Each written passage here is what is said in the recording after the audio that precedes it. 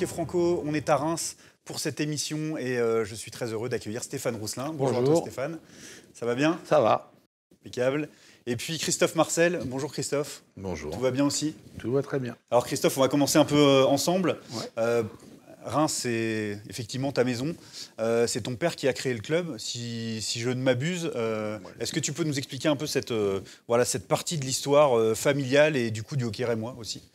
Donc mon père n'a pas tout à fait créé le club, il avait été créé bien avant. Par contre, il a été pendant plus de 20 ans président de ce club. Quand il s'est retrouvé embarqué dans ce poste de président, il devait faire qu'une courte période d'intérim parce qu'une autre personne devait prendre cette place, qui s'est désisté après quelques mois en lui disant qu'il était très bien là où il était, et ça a duré plus de 20 ans. Donc par rapport à ça, je dirais, moi j'étais déjà dans le hockey depuis l'âge de 4 ans. Il n'était même pas du tout dirigeant à l'époque. Et par contre, il connaissait le sport de haut niveau, mais d'autres sports de haut niveau, puisque à la base, au niveau famille, on était plus dans l'aviron. Et puis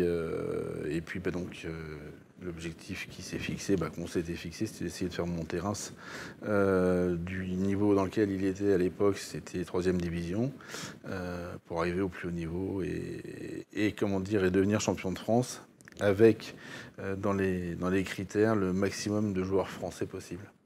Ce qui était le cas en 2002, puisqu'on a réussi à être champion de France avec seulement 3 joueurs étrangers, un gardien, un défenseur, un attaquant. Et je pense qu'on est à ce jour la seule équipe ayant évolué en Magnus à avoir réalisé cette performance. Mais ça a été un travail de longue haleine avec un club qui s'est construit avec beaucoup de jeunes joueurs qui ont été dans un premier temps formés par Vladimir. Et puis Patrick Alotto, dont on parlait tout à l'heure, qui a aussi participé à la création d'un centre de formation qui a été après ça fort développé par Vladimir et Gérald Guénelon dans un deuxième temps. Et je pense que ça a permis d'alimenter progressivement l'équipe de façon assez riche pour nous permettre d'obtenir ce titre en 2002. Oui, c'est ça. Et puis on en parlait un petit peu tout à l'heure aussi. Une bonne partie des joueurs rémois, après les problématiques financières administratives, a été du coup à Amiens et a été championne de France avec un seul étranger. Donc c'était dans la continuité de ce travail-là finalement. Alors comment tu disais des joueurs français, en priorité la base, la structure, des entraîneurs qualifiés et de qualité qui mettent en avant le travail. C'est ça la base de la réussite rémoise qui l'a amené à gagner 2 titres en quelques années? Je pense que ça a été ça en partie. Après ça, Vladimir Kovin a apporté une vraie dynamique et une vraie culture. Quand je dis culture, c'est la rigueur, de la discipline. En 89, quand on a intégré la Magnus pour la première année, le groupe était constitué essentiellement de joueurs français qui avaient entre 20 et 25 ans, qui avaient été soit internationaux, soit qui étaient aux portes des équipes nationales. Et le challenge était justement de pouvoir essayer de rivaliser avec les grosses écuries qui, à l'époque, étaient équipées déjà de 7-8 joueurs étrangers. Et on s'est retrouvé notamment en Russie en 89, avant la chute du mur de Berlin. Et ça a été une expérience extraordinaire, je pense, pour tous les joueurs qui ont participé, qui s'en souviennent encore. Et ça nous a forgé pour la vie, ça. Avec vraiment un esprit de camaraderie et l'esprit de sacrifice et d'abnégation. C'est ce qui fait que Reims essaye toujours de se relever des problématiques. Vraiment, ces histoires de patinoires là, qui vous ont un caillou en permanence dans les chaussures, et ça a coûté cher au club qui est amené à se reconstruire en permanence quasiment. C'est effectivement dramatique, et c'est d'autant plus dramatique que, je dirais, sportivement, le hockey s'était vraiment bien développé. Même au niveau structurel, le club était plutôt bien développé. Et à chaque fois, on a été pénalisé par un manque d'équipement sportif. Et je dirais que c'est encore plus vrai aujourd'hui, parce que je pense que le rôle des municipalités n'est plus forcément de financer des associations sportives ou des clubs de hockey, mais par contre, il faut nous donner les moyens de pouvoir s'auto-alimenter et de vivre. Et pour ça, il faut des outils. Et aujourd'hui, les outils qui sont disponibles à Reims ne sont pas suffisants pour pouvoir envisager une remontée, je pense, en D1 ou en Magnus, parce qu'il faut aller chercher des ronds, il faut être attractif. Et c'est pas le cas aujourd'hui. C'est le paradoxe, c'est qu'il y a beaucoup de villes qui aimeraient avoir 2 glaces à taille de hockey sur glace et qui se disent que c'est une chance incroyable. Mais vu d'ici, c'est pas aussi évident ça. Puis on vous dit, faites vos preuves. Le jour où vous nous montrez que vous êtes au bord du retour au professionnalisme, à la D1, à la Magnus, on vous aidera. Mais et puis la problématique est toujours la même. Alors, je dirais, les politiques ne sont pas forcément toujours responsables, mais les gens qui travaillent pour eux prennent des engagements, ne les respectent pas forcément. On voit avec la patinoire qu'elle a en place aujourd'hui. C'était une patinoire provisoire qui devait être opérationnelle, qui ne l'a pas été en temps et en heure, et qui a mis, je dirais, dans une situation très périlleuse le club qui était en place, et c'est ce qui a amené en partie, je dirais, à la dernière liquidation connue pour le club et le hockey rémois. Et ça, c'est dramatique, parce qu'il y a une vraie culture. On a pu s'en rendre compte il y a quelques mois, là, quand on a fêté les 50 ans du hockey à Reims, où on n'a pas pu accueillir tous les gens qui voulaient y participer en tant que spectateurs. C'est quand même malheureux. Ouais, il y a un vrai potentiel.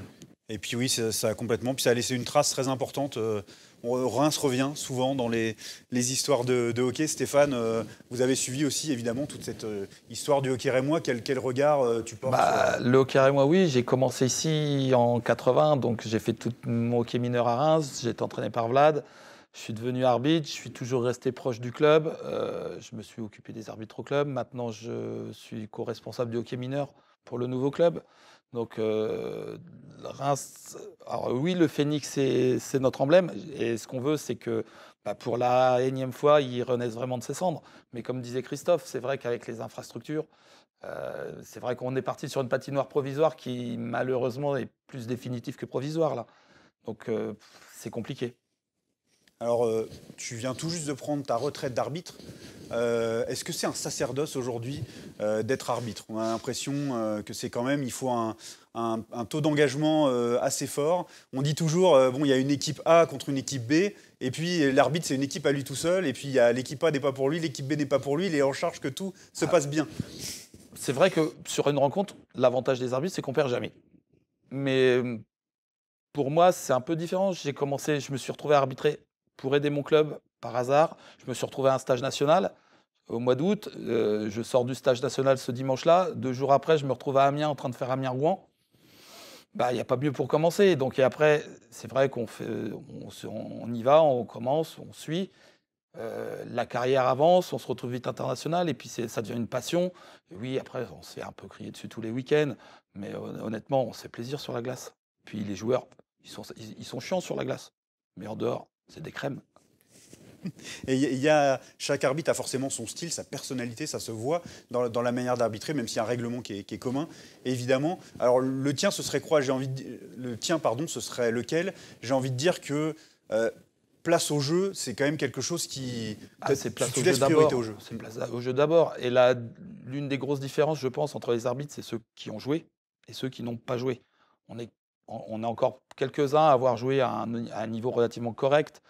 Donc on connaît le hockey. Donc pour faire place au jeu, c'est quand même beaucoup plus simple que ceux qui malheureusement, n'ont pas vraiment eu des grosses carrières de joueurs.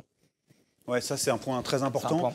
Ça doit te faire plaisir quand même de voir Charlotte Girard au JO, de voir Pierre Dehaene en CHL aujourd'hui. Il n'y a pas beaucoup d'arbitres français, mais ça avance. On espère en tout cas que ça avance. Mais de toute façon, on est super content pour eux. C'est notre image, c'est notre vitrine à nous. Il faut qu'on s'en serve. Pierre est en CHL ce soir avec 2 autres Français. Faut qu'on serve de ces événements pour montrer que l'arbitrage français continue de progresser et qu'il n'y a pas que les équipes nationales qui progressent, que nous aussi on progresse et qu'on peut aussi représenter la France au plus haut niveau. Charlotte a fait 2 fois les JO. Pierre a fait le groupe A en juge de ligne. Là, il se lance dans une carrière de aide. Il est pour sa 2e saison en Synerglace Ligue Magnus. Il fait la CHL cette année. Donc c'est très bien pour nous, mais il en faut plus. Alors plus, c'est aussi se structurer et bien discuter, échanger. C'est pas toujours facile en fait de se sentir représenté en tant qu'arbitre. Voilà, que les joueurs, les arbitres, la Fédé trouvent le bon système de fonctionnement. Pierre Dehaene, justement, nous parlait de la création d'une association pour les arbitres, pour se sentir représentés, avoir un porte-voix. Oui, cette année, alors, maintenant que j'arbitre plus, je suis passé dans les du côté des dirigeants de l'arbitrage. Je suis devenu superviseur. Et donc, c'est vrai que cette année, les arbitres ont créé une association pour se représenter dans certaines situations. C'est vrai qu'aujourd'hui, un arbitre qui a un problème vis-à-vis juridique, il n'y avait pas grand-chose pour les aider. Et c'est vrai qu'une association pour les soutenir, c'est important. Il y a une association de joueurs, il y a une association des entraîneurs, une association d'arbitres. Moi, j'ai commencé à arbitrer en 90, on en a toujours parlé. J'ai vécu la création de l'association des arbitres suisses dans les années 90. En France, on en a parlé, on ne l'a jamais fait. Cette année, ils l'ont créée. Elle est née à Lyon cette année. Et maintenant, avec l'association, il faut que la fédération, la Commission nationale de l'arbitre et l'association, on travaille tous ensemble pour qu'on fasse avancer l'arbitrage français. Sinon, chacun de notre côté, on n'y arrivera pas. Tout ce qui favorise le dialogue est positif à tous les niveaux. C'est vrai qu'il faut continuer de le répéter. Il y a parfois la tentation de dire surtout ne communiquez pas, surtout ne parlez pas. Alors il faut bien le faire aussi, évidemment, et en temps, en lieu nécessaire, mais ça reste quand même l'essentiel de pouvoir se parler. Voilà, évidemment se respectant. Et... Surtout que le hockey, on n'est pas le foot, on n'est pas des millions de licenciés. La France, c'est 17 000 licenciés. Tout le monde connaît tout le monde. Donc autant qu'on discute tous ensemble et qu'on fasse avancer les choses. Oui, c'est plutôt finalement, dans ce cadre-là, une chance de ne pas être une... C'est à taille humaine, quoi, on va dire, le hockey français. À taille humaine, comme le club de Reims, donc du coup, à qui on souhaite tout le meilleur, évidemment, puisqu'on avait deux ambassadeurs, on peut dire en tout cas, de l'histoire du hockey rémois ici. Merci à tous les deux d'avoir été avec nous. Merci à toi. Très plaisant. Et puis voilà, on va tout simplement retrouver le frère Marc pour ses histoires maintenant sur le hockey français. Vous allez découvrir sûrement beaucoup d'anecdotes et puis de petites choses très intéressantes. Donc je vous laisse avec lui et puis on se retrouve tout de suite après pour la suite de l'émission.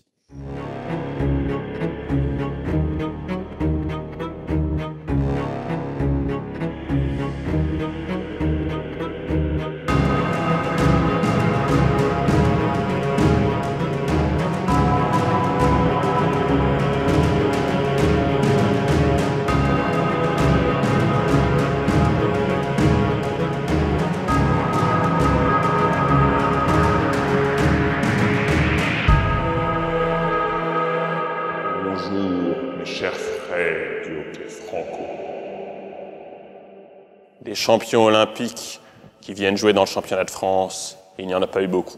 Pour tout dire, il y en a eu 2. Evgeny Davidov à Amiens lors des premiers mois du Coliseum et Vladimir Kovin à Reims. Nous sommes en 1988-89. La perestroïka fait son effet. Les Russes qui ont besoin de devises envoient à l'export quelques-uns de leurs meilleurs joueurs, sous surveillance proche bien sûr. En France arrivent 3 Vladimir, à Amiens, Zubkov et Lubkin, et à Reims, une division plus bas, Vladimir Kovin. Mais celui qui va vite devenir le symbole de cette arrivée, c'est Kovin. Paradoxal, il va devenir un symbole anti-canadien, alors qu'au pays, de tous les joueurs russes, c'était le plus physique de tous. Celui dont le style était peut-être en quelque sorte le plus canadien, le recordman de pénalité du championnat soviétique. Mais lorsqu'il arrive, il se fait connaître par une interview choc, sensationnelle. Le président rémois Charles Marcel accorde des propos à Tristan Alric de l'équipe. Des propos qui font bouger. Il dit « Les Canadiens sont venus en hockey français pour l'argent, et puis c'est tout. Ils sont fiers, ils ont la science infuse du hockey. Les Tchécoslovaques, les Soviétiques, les Polonais sont beaucoup plus sympathiques. » Les propos font scandale. Les articles de l'équipe sont limités et d'avoir une telle interview fait immédiatement réagir tous les Canadiens.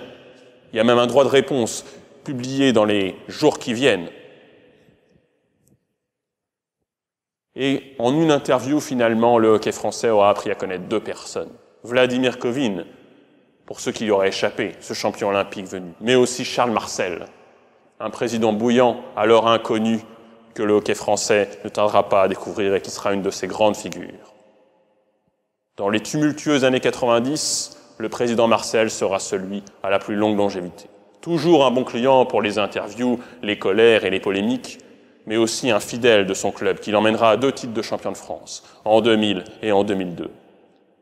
Quant à Vladimir Kovin, plus discret, lui, il fera un immense travail de formation, fera de Reims un des meilleurs centres de formation de France et laissera à tous les élèves passer à son approche un souvenir inoubliable par sa rigueur et par sa répétition inlassable des fondamentaux du hockey.